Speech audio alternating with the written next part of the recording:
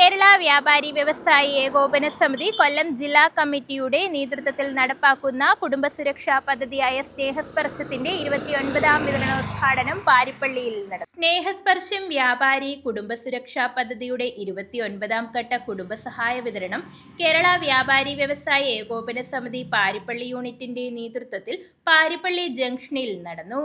കൊല്ലം ജില്ലാ president S Devarajan അധ്യക്ഷത വഹിച്ച യോഗം NK പ്രേമചന്ദ്രൻ MP ഉദ്ഘാടനം ചെയ്തു.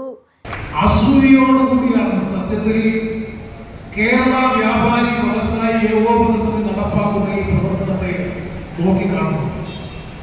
ഇവിടെ ശ്രീ രാജൻകുറുപ്പും ശ്രീ ദേവരാജനും സ്വാഗത പ്രസംഗത്തിലും അധ്യക്ഷ പ്രസംഗത്തിലും പറയുകയുണ്ടായി.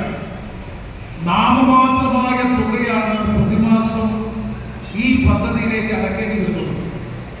ഒരാൾ മരണപ്പെടുമ്പോൾ, ഏതെങ്കിലും ഒരു വ്യാപാര കുടുംബത്തിൽപ്പെട്ട അംഗത്വമുള്ള ഒരാൾ മരണപ്പെടുമ്പോൾ എല്ലാവരും കൂടി സഹകരിച്ചുകൊണ്ട് നേരിയ ഒരു ചെറിയ തുക എടുത്ത് സഞ്ചിത നിലയിലുള്ള ഫണ്ട് കൂടി വിനിയോഗിച്ചിട്ടാണ് ഈ 10 ലക്ഷം രൂപ ഒരു വ്യാപാര കുടുംബത്തിന് പ്രദാനം ചെയ്യുന്നത്.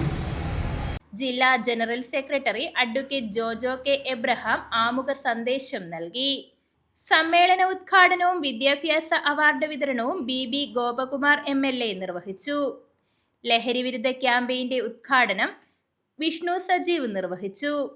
കല്ലുവാതുക്കൽ ഗ്രാമപഞ്ചായത്ത് പ്രസിഡന്റ് S വിജയൻ, ജില്ലാ ട്രഷറർ A അൻസാരി, ചാത്തന്നൂർ നിയോജക മണ്ഡലം കമ്മിറ്റി പ്രസിഡന്റ് B പ്രേമാനന്ദ്, ജില്ലാ പഞ്ചായത്ത് അംഗം KS ബിനു, പാരിപ്പള്ളി വാർഡംഗം Darshan G, CPI Parippally local committee secretary BS Jayan തുടങ്ങിയവർ പങ്കെടുത്തു.